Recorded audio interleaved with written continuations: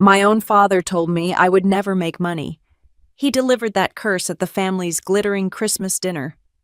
That night I wasn't just out of a job. I felt stripped of worth, like the whole world had finally agreed with what my father always believed, and that quiet shame started to turn into resolve.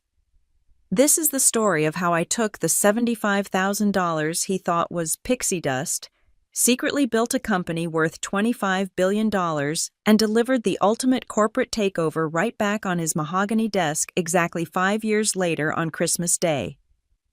Back then, I couldn't imagine numbers that big. But even that night, the thought of proving him wrong already felt heavier than the glass of champagne in my hand.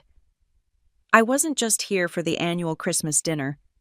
I was here for the first quiet move. They called me the failure, the dreamer, the one who'd never earned serious money. I was simply waiting for the moment Bloomberg would prove them wrong, and I intended to watch their faces crack when the news dropped. Have you ever walked into a room where everyone you love expects you to fail? I was about to turn that failure into their greatest embarrassment. My heart was beating a quiet, deliberate rhythm under my borrowed silk dress, a contrast to the stifling, polished atmosphere of the Hart family gathering. We were at the patriarch's table, but this was no family gathering, it was a board meeting in disguise. My father, Richard Hart, was 65, the chief executive officer and self-proclaimed anchor of Hart & Company Global Investments. He was a man who believed legacy was built on fixed assets and traditional banking, never on the fluid landscape of technology. He was the reason I was here, waiting to challenge his world. Beside him sat my older brother, Marcus Hart, 34, the designated successor, and vice president of everything that mattered at Hart & Company. He was the automatic inheritance, the one who never had to prove his worth. I was merely Melissa, the overlooked daughter, the one who had spent years as a low-level analyst, hoping hard work would eventually earn me respect at the adult table. The air was thick with the scent of pine and expensive perfume, the room glowing with the light scattered by the towering Christmas tree. Everything was a statement: the sterling silver, the Villeroy and Boch china, the quiet authority of Richard Hart. He raised his crystal flute, his voice booming across the polished table.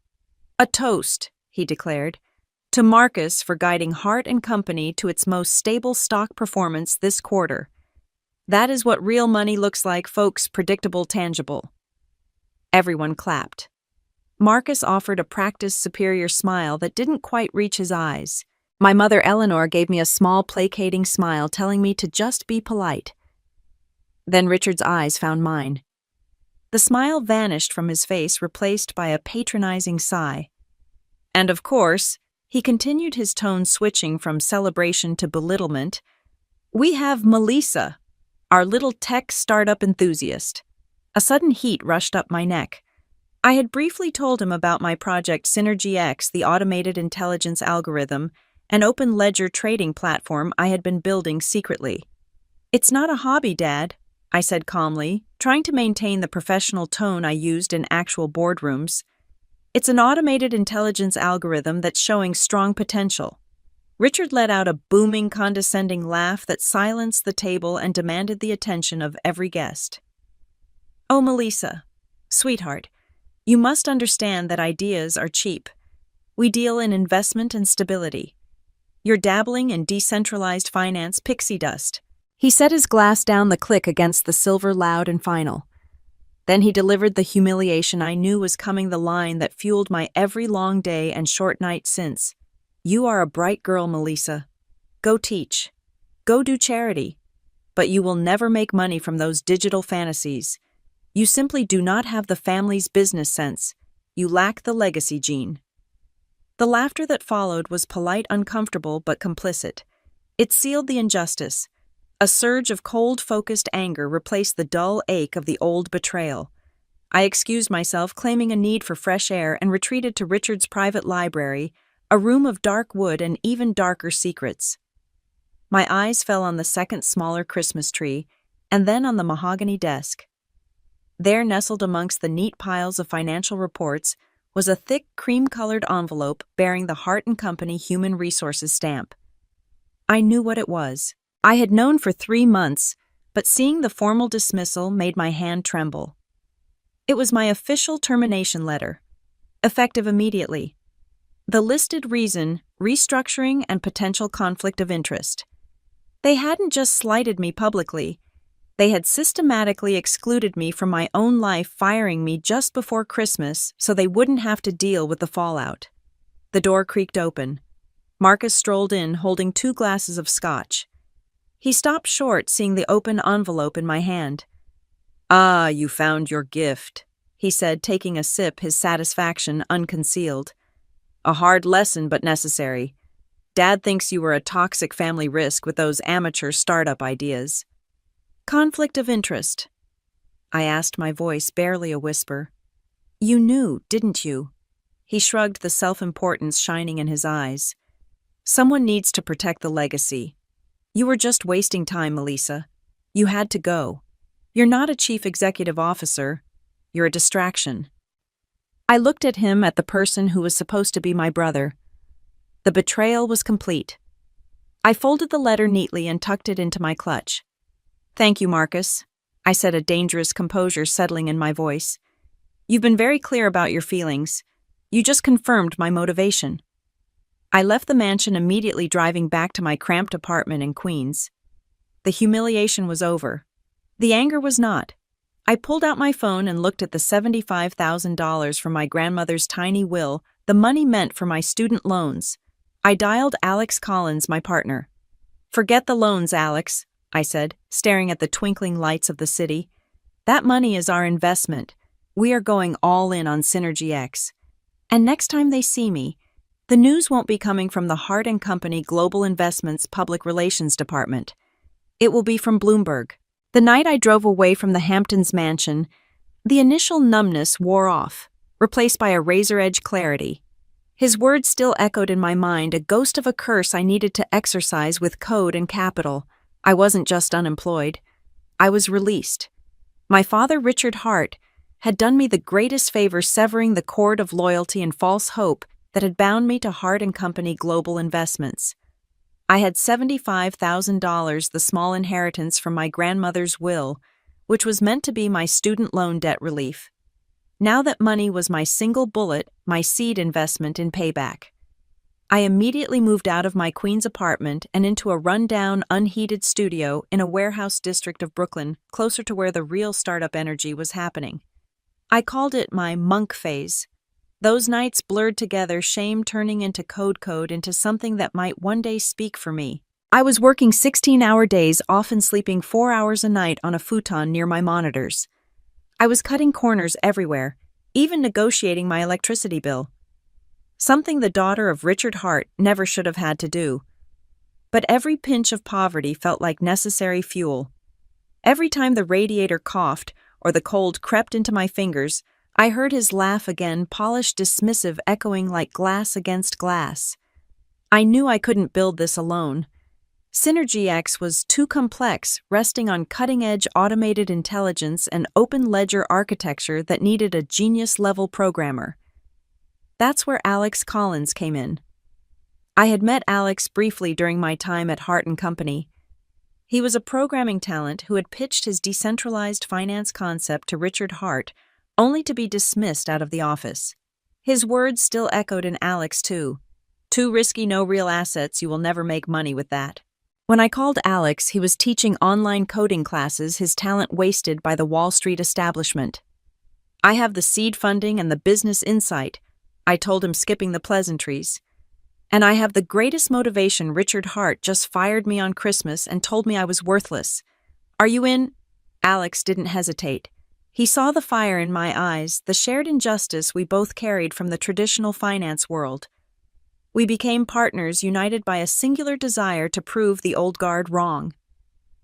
Our office was literally a corner of Alex's garage, freezing in the winter, baking in the summer. We focused relentlessly on the core product, an intelligent trading algorithm that democratized access to the global stock and open ledger markets, something built on transparency, not manipulation. One rainy Tuesday, 6 months in, we hit our first major roadblock. A crucial element of the distributed ledger technology for our trading platform failed stability testing. The code was theoretically sound, but the real-time market data caused unexpected volatility. Alex was ready to tear the system apart, convinced his logic had failed. But I saw the data clearly. It's not the code, Alex. It's the human element. The system is reacting perfectly to the irrationality of the market, I said, drawing on my analyst years at Hart & Company.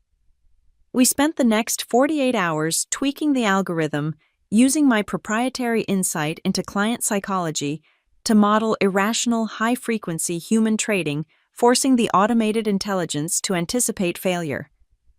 That small, crucial technical victory solidified my role as more than just the financier. My family assumed I had failed. My mother, Eleanor, would call occasionally, her voice strained, full of subtle prompting. "Melissa, darling, just come back to Hart & Company. You can do some online training videos. Your little startup obviously didn't work out. Your father is worried about your reputation." I would listen politely and lie. I told her I was freelancing for an overseas tech firm providing strategic market analysis. I was deliberately creating a hidden reality, allowing them to believe the narrative of my failure. This period of silent effort gave me the cover I needed. They stopped looking for me because they assumed I had failed. Being underestimated was exactly where I needed to be. One evening, after 6 months of relentless coding, Alex burst into the garage waving his laptop. Melissa, Sequoia Ridge venture capital firm in San Francisco just reached out. They found our white paper on a private forum. They want a demo pitch. They're talking about seed funding of $500,000. It was our first true validation, but it brought our first major crisis. 500,000. I whispered the number, feeling huge and terrifying. But they want us in San Francisco next week. We have about $1,000 left in the bank, Alex. That money was supposed to cover rent and servers for another month. Alex's face fell. We're technically insolvent. We can't even afford the flight tickets and a decent hotel. I walked over to my desk and pulled out my little black notebook. I opened the page where I had meticulously tracked the original $75,000. It was all gone, converted into server space, legal fees, and ramen. "We have to go," I said, the words heavy with finality. "This is our only shot. We are not failing because of a flight ticket." I looked at Alex. "Remember what my father told me? You will never make money. We're going to put every cent we have left into those tickets. It's a literal all-or-nothing moment. If we fail this pitch, we lose the startup and the only money I have." Alex nodded, his eyes reflecting the sharp determination in mine. "Let's book those flights. It's time to show those West Coast venture capital firms what a couple of Wall Street outcasts can do." I clicked on the booking website, my finger hovering over the confirm button. This was it, the final desperate gamble. If this failed, Richard Hart's words would be eternally true. I confirmed the tickets, watched the last remnants of my savings vanish, and smiled. I felt more like a chief executive officer now risking everything than I ever did wearing a power suit at Hart & Company. This payback had officially begun its countdown. The flight to San Francisco was a haze of anxiety and relentless focus. Alex and I barely slept rewriting the technical details of the automated intelligence and open ledger architecture on a shared tablet. We had 40 minutes to prove the last 2 years, every sleepless night, every unpaid bill had meant something. 40 minutes to prove I wasn't a mistake. We arrived feeling worn down, but the air in Silicon Valley was charged with the kind of boundless risk and ambition that felt like oxygen after the stifling legacy of Hart & Company Global Investments. The meeting was with Sequoia Ridge, a major venture capital firm. We stood in their glass-walled boardroom a world away from our dusty Queens garage. I remember the partners younger than my father, but with the same sharp, assessing eyes. I delivered the pitch, not just detailing the technical brilliance of Synergy X's distributed ledger platform, but the emotional story, how the Wall Street establishment refused to evolve, and how our automated intelligence offered the transparent alternative they craved. The real win wasn't the technology, though. It was the data. I had carried out years of proprietary trading patterns and client psychology insights from my time at Hart & Company. This proprietary insight was the one thing the traditional finance world couldn't replicate. When the lead partner, a woman named Vanessa, smiled a genuine, non-patronizing smile, I knew we had them. Synergy X secured seed funding of $500,000. It was enough to stabilize us, move us into a real office, and most importantly, confirm that my father, Richard Hart, was profoundly wrong. This was our small, decisive victory. The moment the funds hit our bank account, I broke my silent effort phase. Not to boast, but to gauge the damage. I called my mother Eleanor, who answered immediately, relieved but cautious. "Melissa, darling, I told your father you'd call when the little startup thing ran out of money." "It didn't run out, Mom," I corrected, keeping my voice light. "We just closed a seed funding round for $500,000 with Sequoia Ridge." Silence. Then a carefully rehearsed response. "Oh, well, that's nice, dear. But $500,000 is what your father spends on a new painting. It's lovely that you're pursuing a hobby, but you should come back to New York. The real legacy is here, not in those little tech pockets." Her cold response stung, but it solidified my resolve. They didn't see success. They only saw a threat to their narrative. My real test came a week later. I bumped into Marcus at a midtown coffee shop near the Hart & Company offices. He was mid-call, wearing an expensive suit and looking every bit the entitled successor. He saw me and ended his call, walking over with a smirk. "Melissa, look, who came back from playing entrepreneur, didn't see your picture on Bloomberg yet." I told him about the seed funding with a quiet pride. I detailed the valuation and the promise of a future in this new market. Marcus only gave a casual, dismissive headshake. $500,000. That's Hart & Company's quarterly coffee budget, little sister. You've just traded in teaching for being a glorified tech pauper. You're still nowhere near where the serious money is made. You'll never make money that matters." His casual put-down was far worse than my father's, because it was laced with genuine contempt and zero concern. He wasn't trying to protect me. He was trying to protect his position. He saw my success not as inspiration, but as a personal insult to the favoritism he'd enjoyed for 30 years. I didn't argue. I looked him in the eye, and the quiet, surgical focus I felt was absolute. "Keep your coffee budget, Marcus," I said, "because I just used $500,000 of real capital to prove you obsolete." The small confrontation felt like a major line in the sand. I realized the payback had to be absolute. Not just a successful startup, but one that actively challenged their legacy. My focus shifted from emotion to the absolute cold calculation of achieving the billion-dollar valuation. I went back to Alex. "We're done playing the local startup game," I told him. "We're done with seed funding. We are building a company worth $1 billion. No more talk. Just work."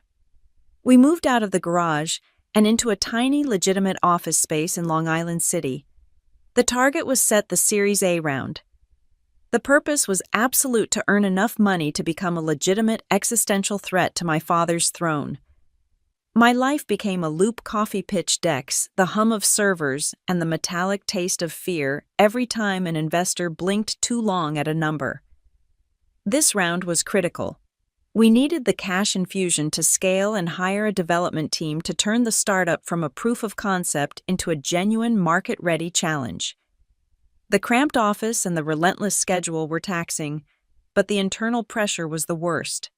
I knew Richard Hart, my father, and the entire structure of Hart & Company Global Investments were watching. They were quiet, but I could feel their presence like a low-frequency dread. Our breakthrough seemed imminent.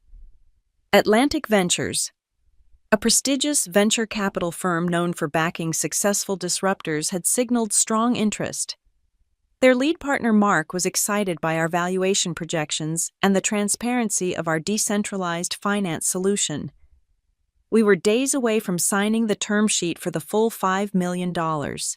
I allowed myself a fleeting moment of relief. But that relief evaporated on a cold Tuesday afternoon. Mark called. His voice was tight, rehearsed. "Melissa, I apologize," he began, every word dripping with insincerity. "We're pulling out, effective immediately." My breath hitched. Mark why we hit every metric you asked for. Is it the decentralized finance volatility? No, not entirely, he hedged. It's internal concerns about market stability. And frankly, the principal partners have long-standing relationships with other financial institutions. We can't risk alienating them. I hung up the phone, feeling like ice. A raw, cold shock seized my chest. The humiliation from the Christmas dinner wasn't just a memory, it was an active weapon. A burning rage for my father's petty, pervasive control immediately followed. But beneath it throbbed a terrifying fear. Was I destined to fail, not because of my ideas, but because Richard Hart controlled every gatekeeper I wanted to scream to shatter something expensive? But all I could do was stand still, feeling the weight of the old betrayal settling back on my shoulders. The phrase hung in the air, other financial institutions. It was a euphemism, a polite Wall Street code word for Richard Hart. I didn't argue. I called an old classmate, Stephanie, who now worked as a managing director at Atlantic Ventures. She was the only person I knew there who wasn't tied to my father's generation. We met at a discreet bar late that night. She took a long sip of her wine, looking uncomfortable. "It was your father, Melissa," she confessed, the hidden reality dropping like a lead weight. "Richard Hart called our main investor Mr. Jameson. He didn't threaten us overtly. He just strongly advised against investing in Synergy X, calling you unstable, a low-level employee we had to let go, and claimed your automated intelligence software was prone to failure. He said Hart & Company would reconsider doing business with any firm that funds your startup." The revelation wasn't a surprise, but the depth of his manipulation was chilling. He used his power like a leash, trying to pull me back into the failure he had built for me. The wound from the Christmas dinner was now bleeding again, but this time it was a battle injury. "So what now, Melissa?" Alex asked, looking at the dwindling balance in our bank account. "No major venture capital firm on the East Coast will touch us now. We're blacklisted." I looked out the window, not at the New York skyline that represented my father's domain, but across the ocean. "Then we don't play on his playground anymore. The world is bigger than Wall Street, Alex. We go international. We find private funding from investors who don't answer to the rules of the Hart dynasty." We spent the next few days pivoting our strategy. Our cash reserves were dangerously low, and we debated taking out personal loans or selling a small, immediate equity stake at a deeply discounted rate just to cover server costs for the next 3 months. This period of quiet desperation of realizing we might lose everything because of one old man's phone call was the hardest. Just when our hope was starting to fade, a single email arrived late one night. It was from Lion Global, a highly secretive investment consortium based in Singapore.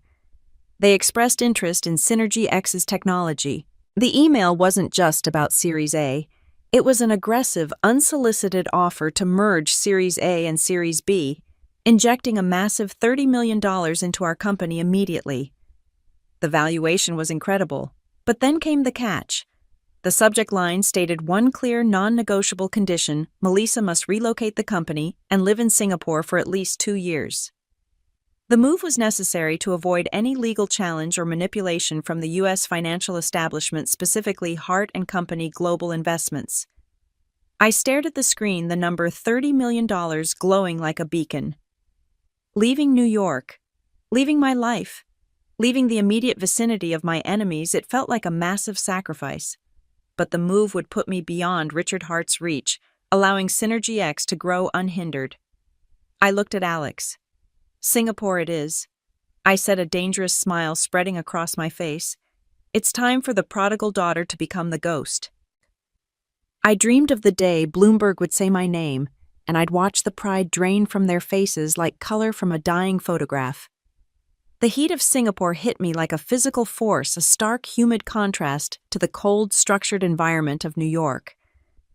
This wasn't just a business move. It was an act of personal exile, a self-imposed sentence designed to shield Synergy X from the toxic reach of Richard Hart.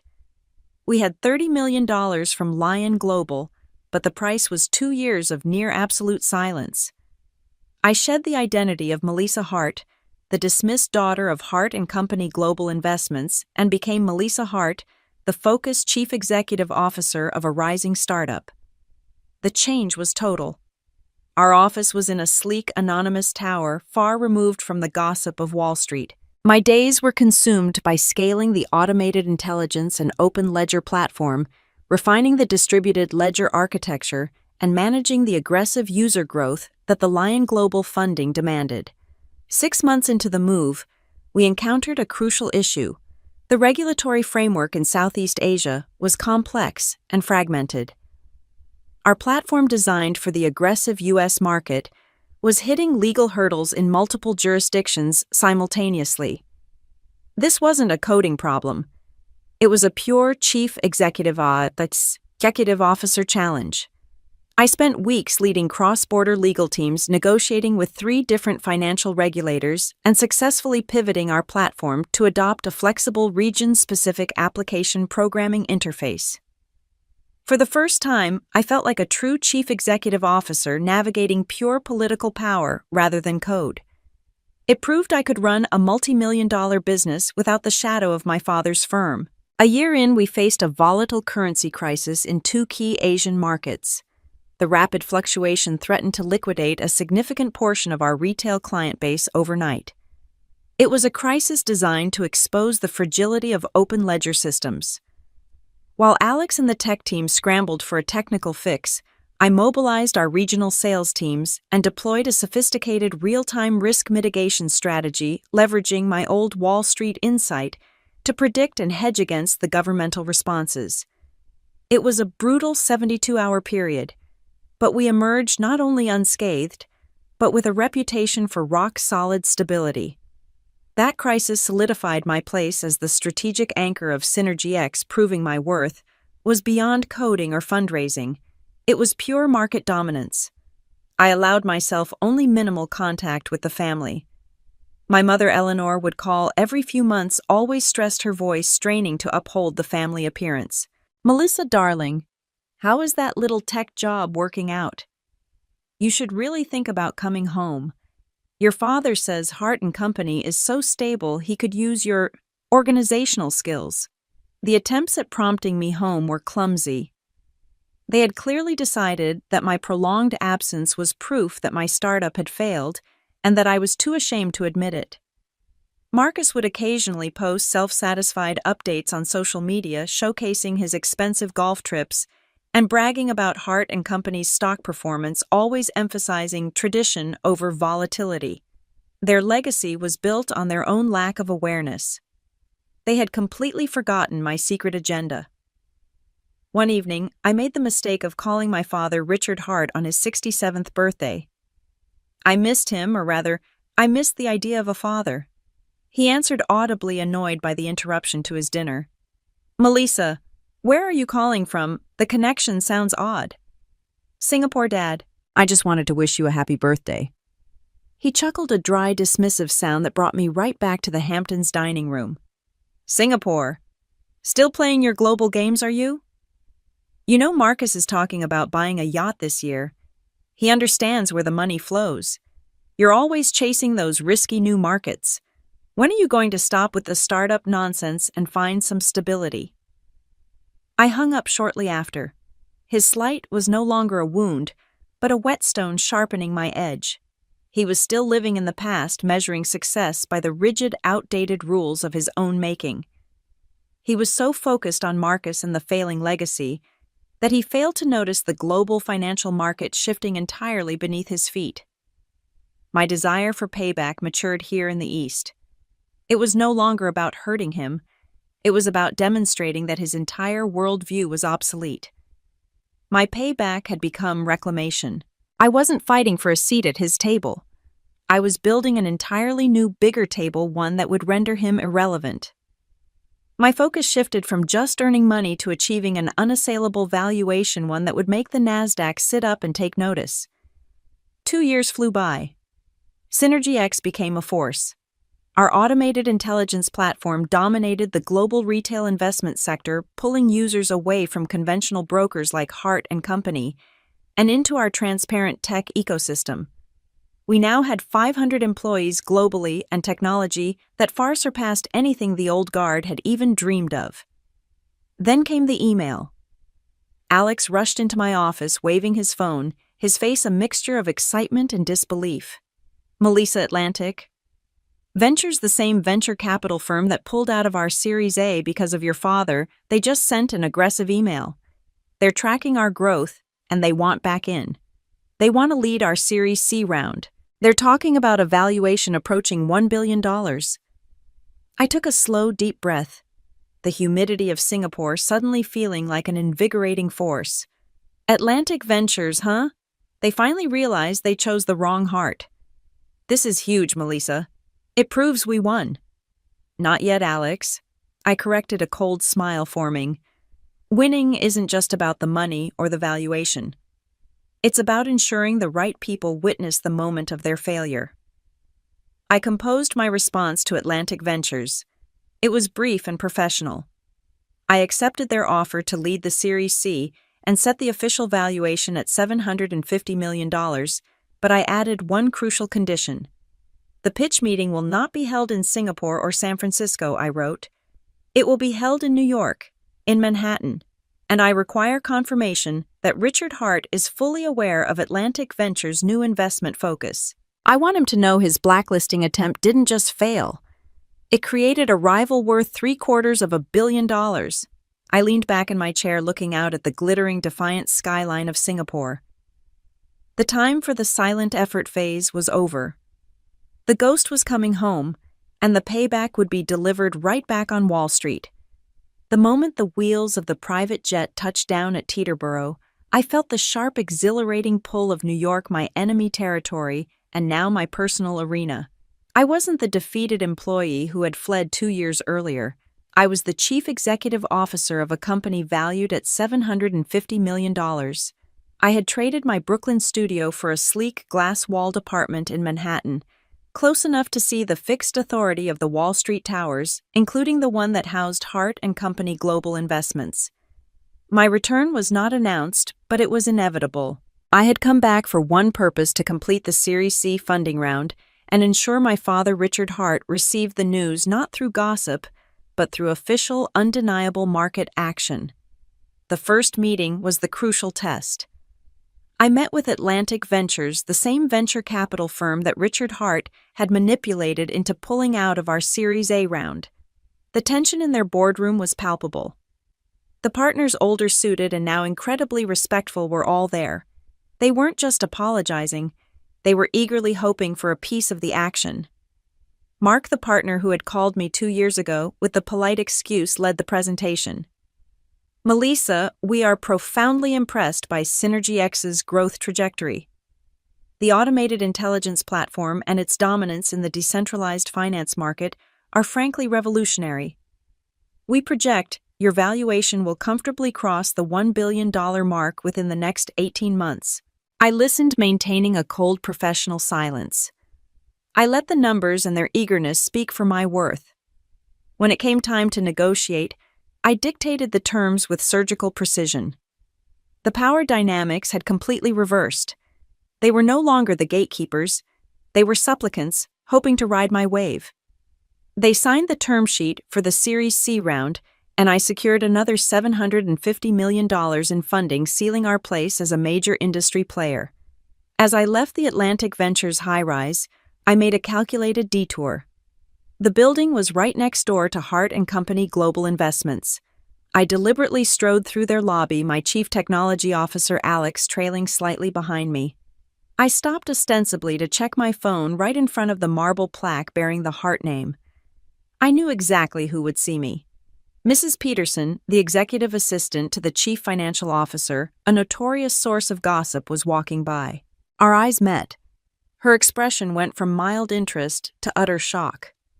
The unsaid facts of my return and my success was now making its way up the corporate ladder. This was the opening shot.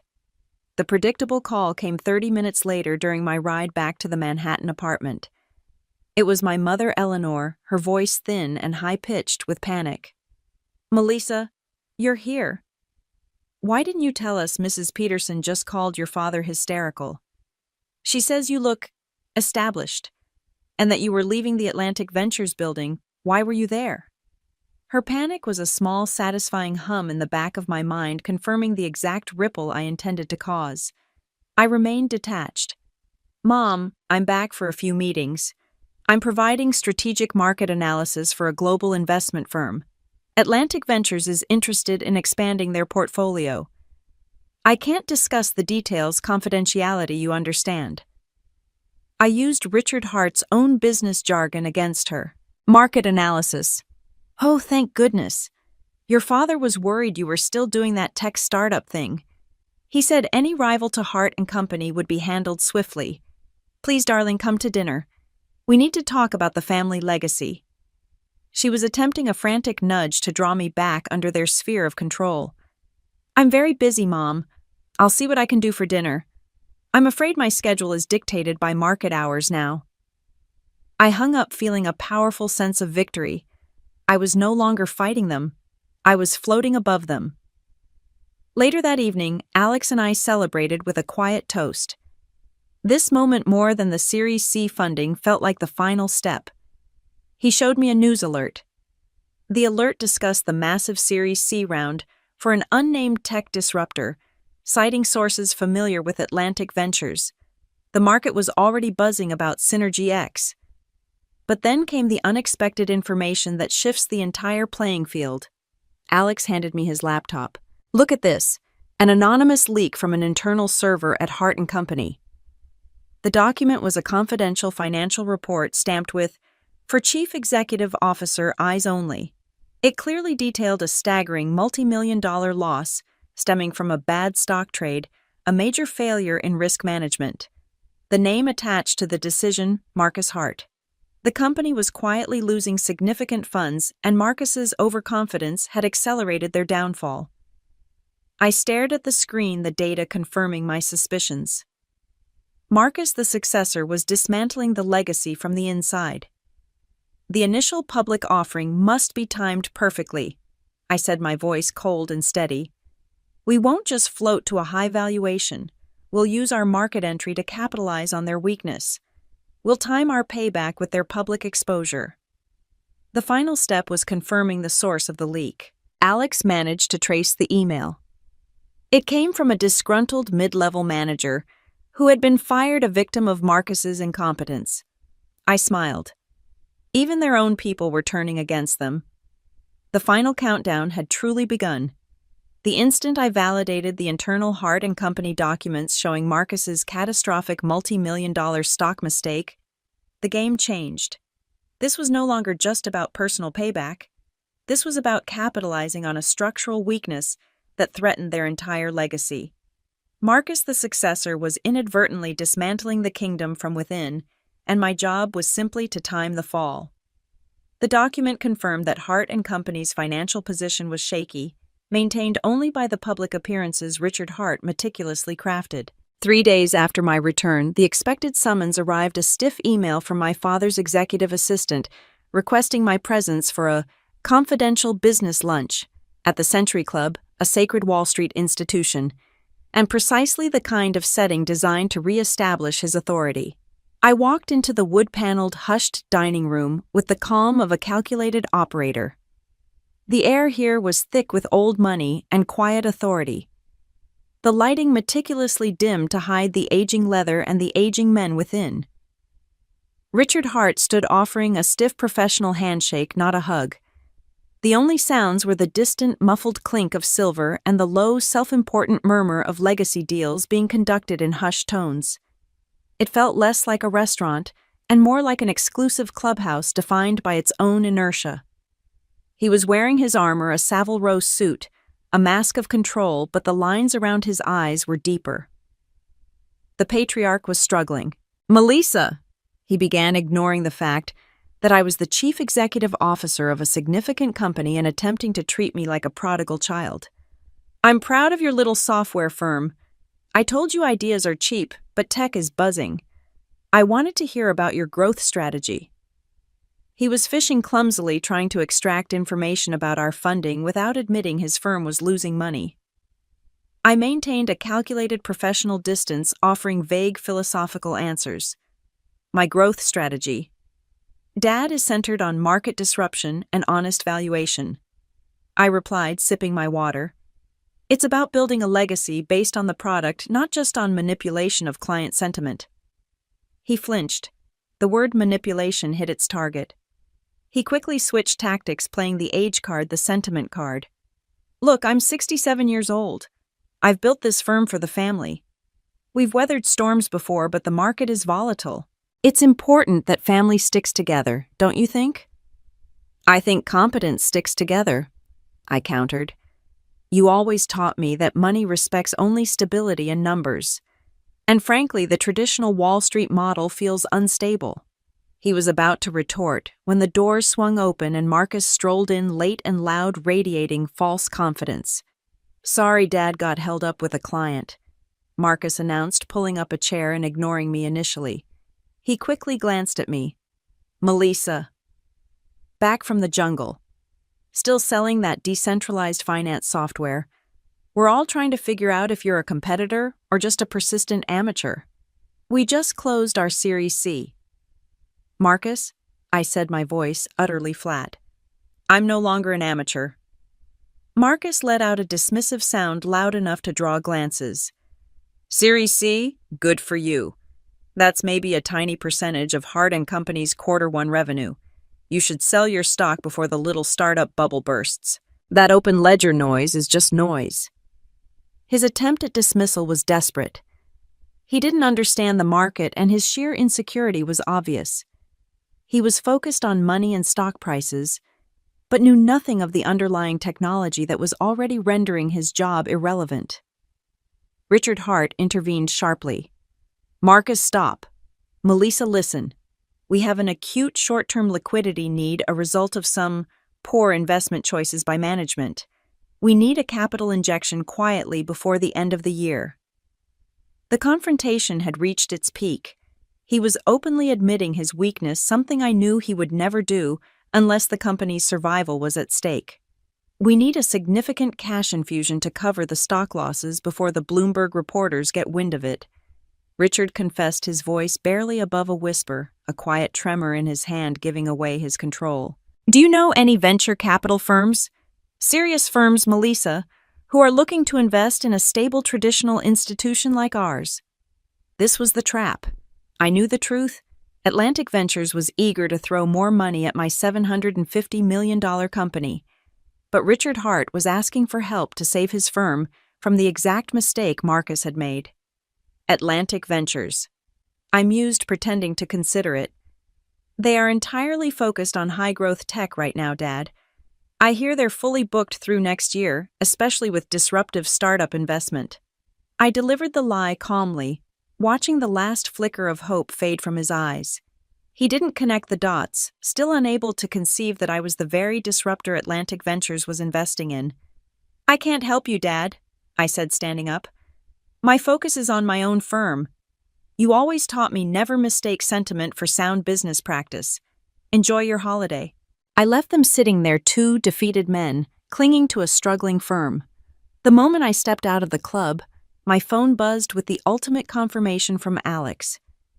The final email, approved by the NASDAQ board, set the date for the Synergy X initial public offering. The date was December 24th, Christmas Eve, the day before the Hart family Christmas dinner. I smiled, a cold, unwavering expression of triumph. This wasn't just payback. This was perfect targeted timing. The retribution would be delivered not just through a news report, but as a family tradition. I texted my mother immediately. I'll be there for dinner on the 25th. The trap was set. The moment the NASDAQ date was confirmed, Christmas Eve, the pace of life accelerated past anything I had experienced in Singapore. The air in New York hummed with the energy of the upcoming initial public offering. My startup Synergy X was no longer a disruptor. It was an inevitable phenomenon, fueled by the $750 million from our Series C and the market's thirst for automated intelligence in this evolving sector. The official pre-initial public offering valuation was set at $25 billion. The number was massive, satisfying, and the perfect counterpoint to my father's curse. The media frenzy began immediately. I gave interviews carefully, controlling the narrative: the tech pioneer, the innovator, the challenger of the old guard. I deliberately withheld my family connection, knowing Bloomberg would do the work for me. My first calculated public move was aimed squarely at Marcus. I secured prime advertising space, a massive digital billboard on the side of a New York skyscraper, visible from the window of the Hart & Company Global Investments Executive Suite. The billboard was simple: the Synergy X logo, and the tagline, "The future of finance is here." The ripple effect was immediate. My phone rang constantly, but I ignored all family calls. I was in a strategic conflict, and the first shot had been heard. Marcus saw the billboard, and the shock confirmed the threat was real. He didn't call. He showed up at my Manhattan apartment unannounced, wearing a rain-soaked overcoat, his usual false confidence replaced by desperation. "Melissa, stop this," he demanded. Stepping into my minimalist high-rise living room, a space that cost more than his entire annual bonus. "Synergy X is generating too much visibility. You need to tone down the publicity. Dad says you're creating an unnecessary rival to Hart & Company." "Your father said I was a persistent amateur," I reminded him, maintaining a steady calm. "Amateurs don't buy full building ads in Manhattan, Marcus." He swallowed hard. "Look, I'll be direct. We need help. That stock loss I incurred, it's bigger than we thought. The money is gone, and Dad is terrified the board will find out before the end of the year. If you could just invest a small amount, a few million, to stabilize the fund." He was pleading. The entitled successor was pleading with the sister he had publicly humiliated. I watched him struggle, feeling the cold satisfaction of absolute accountability. "You want money. You want an investment, Marcus. You told me my work was a distraction, pixie dust. You told me I'd never make money that mattered. Why would I sink my company's capital into yours when your judgment is the reason your legacy is failing?" I looked up, a glimmer of shame replacing his desperation. "I was wrong to humiliate you, Melissa. I was wrong to try and get you fired. I was scared of you then, and I'm terrified now. Just give us a chance to fix my mistake." I watched him struggle, feeling the cold satisfaction of absolute accountability. "I wish I could say I was sorry, Marcus, but you needed this lesson more than I needed the money." I calmly rejected his plea, reminding him of his own words, and watched him leave defeated. The final crack in his composure was audible, but the final element of my retribution had to be precise. It had to hit Richard Hart directly in his most vulnerable spot: his pride in Wall Street dominance. The night before the NASDAQ listing, I launched a highly targeted custom digital campaign. It was an exclusive advertisement banner featuring my face, the Synergy X logo, and the $25 billion valuation that flashed directly onto the screens of Bloomberg terminal users globally. These were the screens used by every senior executive and trader at Hart & Company Global Investments. The unsaid facts of my identity were now being broadcast to the very core of my father's empire. The reaction was chaos. Traders were whispering, executives were scrambling, and Richard Hart's control was visibly fracturing. I received an email from an anonymous burner account, a final leak from a terrified insider. It contained the schedule for the Hart & Company Christmas dinner in the Hamptons, the exact menu, the guest list, and the timing. I smiled. The setup was complete. My retribution was timed to deliver maximum impact. I checked my phone. It displayed a message from my mother Eleanor, who, despite the current financial turmoil, still clung to appearances. She was confirming my attendance at the dinner on the 25th. I accepted the invitation. As the clock ticked toward midnight, the official Bloomberg news alerts began flashing across my laptop screen. Synergy X initial public offering set for 9:30 in the morning Eastern Standard Time on NASDAQ. I stood at the window looking out over the cold, indifferent city. I was no longer the girl who ran away in shame. I was the silent billionaire ready to execute the final act of justice. The air inside the NASDAQ market site was electric, a controlled chaos that felt vastly different from the stifling order of the Hamptons mansion. It was Christmas Eve, December 24th, and my startup Synergy X was minutes away from its initial public offering. I stood on the podium, Alex beside me, surrounded by the glow of monitors and the cacophony of financial journalists. The entire scene was the complete, undeniable rejection of everything my father, Richard Hart, stood for. I was wearing a simple, sharp black suit, no diamonds, no family legacy, just the armor of a woman about to control a $25 billion valuation. I thought of my father's words, "You will never make money." I thought of Marcus's dismissive laughter, the silence of the 2 years in Singapore, the humiliation of the termination letter. It had all led to this single explosive moment of success. At precisely 9:30 in the morning, I pressed the button. The NASDAQ bell rang out a sound that echoed not just across Times Square, but across the world's financial markets. Synergy X was officially public. The screens behind me immediately flashed the initial stock price, which surged instantly. The crowd erupted. I allowed myself a small, internal smile. This was the moment of retribution, but the true feeling was freedom. Within 30 minutes, my team handed me a tablet displaying the lead headline, "Tech Disruptor Synergy X achieves historic $25 billion valuation in blockbuster initial public offering." The news was official, the world knew. I shared a quiet private moment with Alex away from the cameras. "We did it," he whispered, his voice thick with emotion. "No, they did it," I corrected, looking at the soaring stock price. Their refusal to acknowledge my worth was the ultimate unforgiving seed money.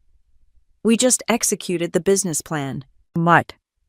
I thanked Alex for believing in the original $75,000 idea, the true small miracle of our foundation. I was done with the formalities by noon.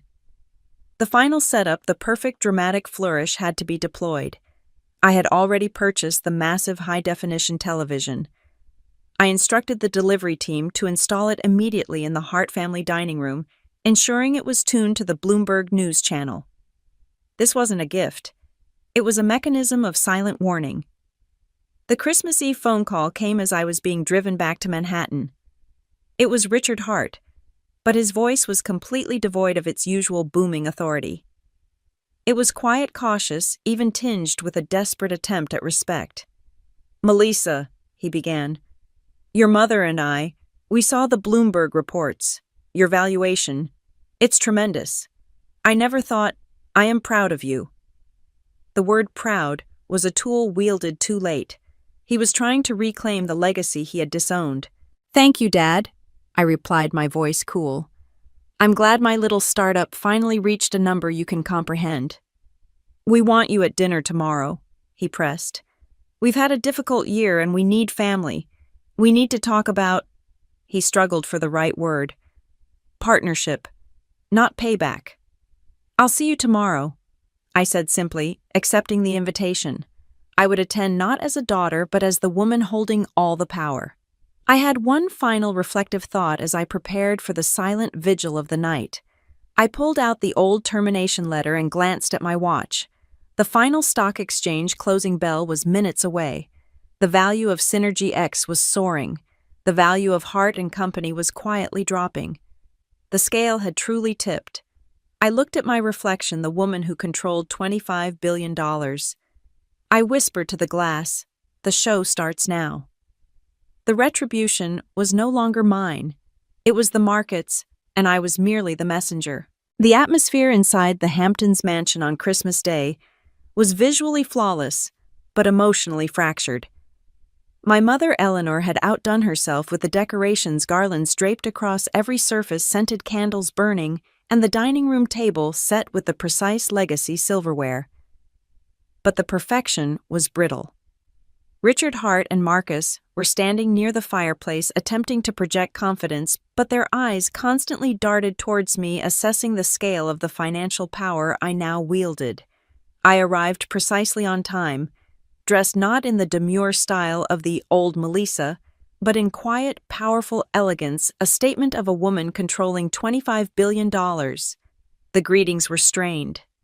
Other relatives offered awkward congratulations, referencing my startup success vaguely as some big tech thing. They were nervous about confirming the embarrassment they saw reflected in my father's tired eyes. The dominant feature in the room was the new television. The massive high-definition screen I had been given was placed against the far wall dominating the space where a painting of some deceased Hart ancestor usually hung. It was silently tuned to the Bloomberg news channel. Richard Hart attempted to ignore it, guiding everyone to the table and initiating conversation about the mild winter and the stability of traditional Wall Street. I sat across from Marcus, maintaining a serene, detached composure. I was an observer waiting for the precisely timed event. "Melissa," Marcus finally broke the forced conversation, his voice strained but attempting its usual false confidence. "Congratulations on the initial public offering visibility. Look, I'm being practical. You've got a massive valuation now, but these tech companies are often just fluff. You should sell a big block of your stock before the bubble bursts. Take the money and run." "Thank you for the advice, Marcus," I replied, cutting a piece of my turkey with slow, deliberate precision. "But our current market metrics show no indication of a burst. We're leveraging the low volatility of our underlying automated intelligence algorithm." He scoffed. "Low volatility. That's what you new market amateurs always say. You don't understand the market cycles. You don't understand real tangible money." I merely set down my fork, meeting his gaze with unblinking stillness. The silence stretched thick and heavy. He flinched first, realizing the unsaid truth I was holding over him. Richard Hart pounded his fist softly on the table. "Melissa, that's enough.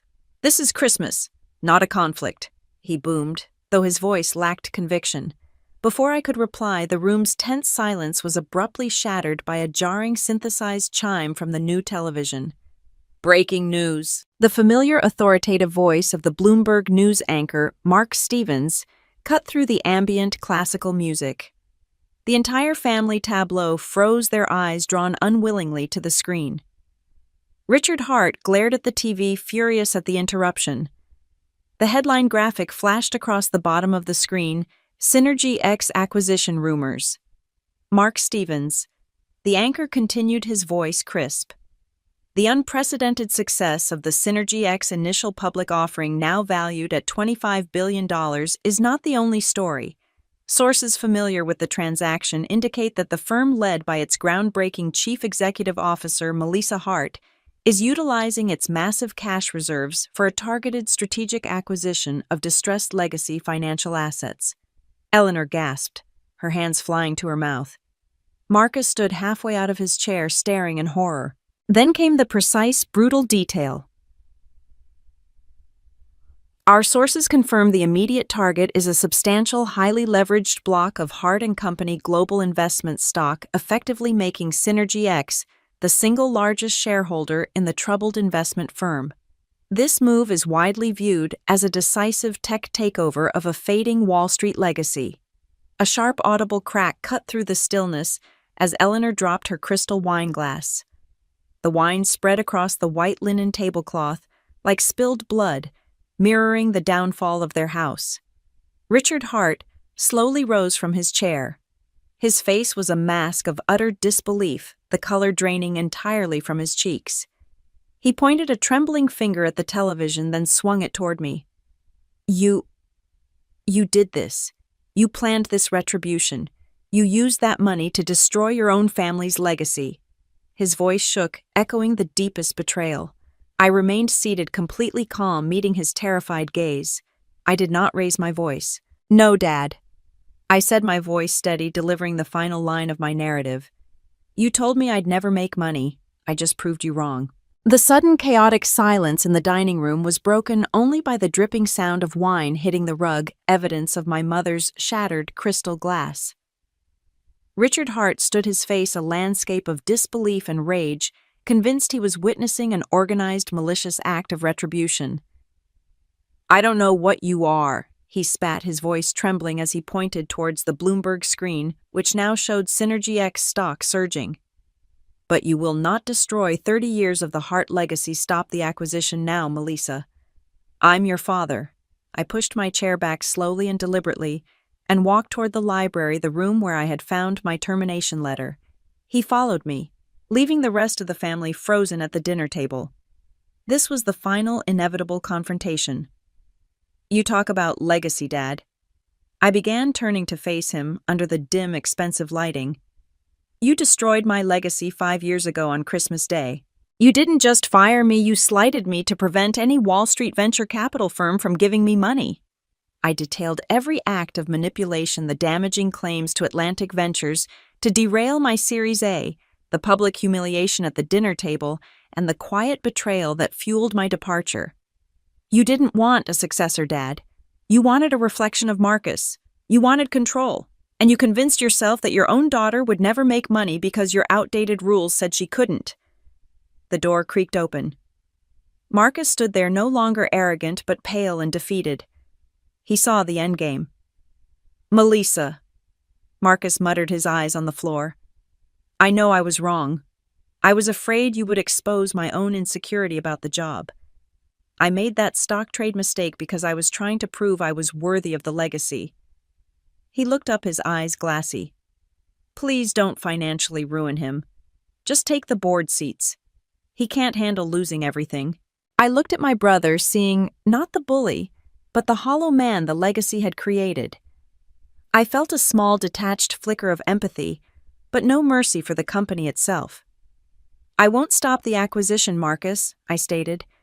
But it's not about financial ruin. It's about transformation. I am taking over Hart & Company, not to liquidate it, but to merge its stable assets with Synergy X's automated intelligence and tech platform. I laid out the vision. We are creating a new entity, Synergy Hart, that will be the future of finance. It's not the end of the legacy.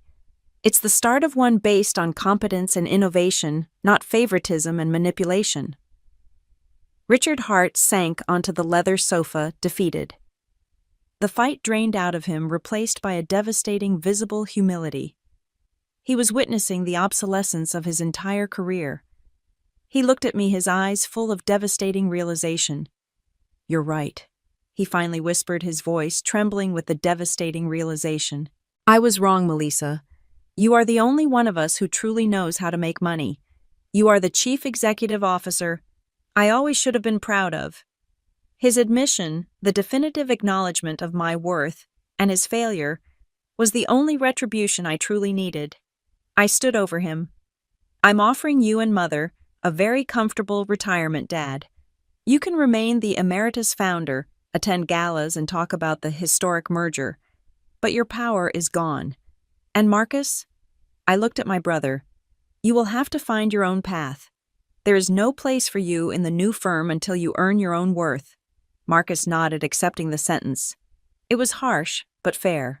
It was justice. I turned back to the mahogany desk, pulling out a tablet. Alex had already forwarded the final takeover documents. I placed the pen on the contract. The acquisition is complete, Dad, I announced, and the final valuation of the combined entity Synergy Hart is now set at $30 billion. I executed the digital signature. I looked at the Christmas tree lights sparkling ironically next to the takeover documents. The old wound was closed. I had redeemed my worth and established the true unstoppable legacy. The acquisition was swift, surgical, and complete. Hart & Company Global Investments was officially absorbed, its outdated structures dismantled and its assets integrated into the gleaming future-forward framework of Synergy Hart. Standing on the 42nd floor of our new Manhattan headquarters, a tower that once housed a fierce rival, I felt the quietude that comes after a major conflict is won. The victory wasn't the final valuation of $30 billion. The true victory was the freedom. The shackles of expectation, the chain of the toxic family legacy, had finally been broken. I spent the weeks following the acquisition focused on establishing the new legacy. The integration was complex, merging the old Wall Street stability with our disruptive tech. We prioritized ethics and innovation, building a system where money flowed transparently, a direct rejection of the dark manipulation my father had employed. My reflections centered constantly on the moment Richard Hart had told me I'd never make money. I realized his curse wasn't born of malice alone, but of fear of change, fear of losing control. His entire world was built on a finite resource, the insider's game. My success proved the resource was infinite innovation and integrity. The true valuation of a person, I concluded, is not their stock price, but their conviction. The new structure left me with the painful but necessary task of dealing with the former owners. Richard Hart and Eleanor relocated permanently to the Hamptons mansion. My mother, no longer preoccupied with the Hart and Company social calendar, seemed softer, lighter. When I visited, the conversation revolved around her new gardening hobby, not appearances or quarterly reports. A week after the final merger, I received a small, heavy envelope in the mail. It contained a handwritten note from Richard Hart, now retired, the first thing he'd written that wasn't a stiff memo since I left for Singapore. Melissa, the market spoke, and you executed perfectly. I won't pretend I'm happy to lose the company, but I see now what legacy truly means. You are the builder I never was. The financial world is better with your worth in it. Please accept my apologies for the past and my total acknowledgement of your power now. You are the true Chief Executive Officer, Richard Hart. I traced the cursive signature with my finger, feeling an overwhelming wave of emotional closure, not triumph, but an unexpected deep peace. For years I'd measured my worth against his disapproval. Now that disapproval had been replaced by a painful, honest acknowledgement. It wasn't the billions that healed the wound, but these few written words that finally severed the last cord of the toxic legacy. The fury was gone, replaced by the quiet satisfaction of having forced the anchor of the old guard to face the inevitable truth. The most gratifying change, however, was Marcus. Stripped of his title and his father's favoritism, he was forced to confront his own worth. He used the last of his personal savings to found a small local logistics company, a true startup with no Hart name attached. When he called me one afternoon, his voice was different. "Melissa," he said, sounding tired but honest. "It's hard, but I get it now. The money I make now is mine. It's earned. I'm building something real, not just signing Dad's checks. I finally understand what resilience means." "I'm proud of you, Marcus," I told him, meaning it. He didn't need to be saved. He just needed to be forced into honesty. The toxic family dynamic had finally been broken, replaced by mutual respect. My own journey continued. I spent the next year leading Synergy Hart's global expansion, ensuring the firm remained focused on its core values of transparency and democracy in finance. The initial public offering wasn't the goal. It was the mechanism for justice. I was in my office one afternoon when Alex walked in, handing me a small, unassuming newspaper clipping. It was a local article about Marcus's logistics startup, praising his hard work and local hiring initiatives. The title didn't mention Hart and Company. "Look at that," Alex murmured. "He's making his own way." "He is," I agreed. I had achieved the perfect payback, not by destroying my brother, but by forcing him to thrive outside the shadow of his legacy. The quiet truth I had discovered over those years in silence was this: the greatest satisfaction is achieving a peace so absolute that the insults of the past hold no weight. I no longer needed their approval. My worth was quantified not by evaluation, but by my freedom to choose. I had stopped trying to prove them wrong and simply started living my truth. And that, my friends, is the story of how a small, fierce act of self-belief shattered the walls of Wall Street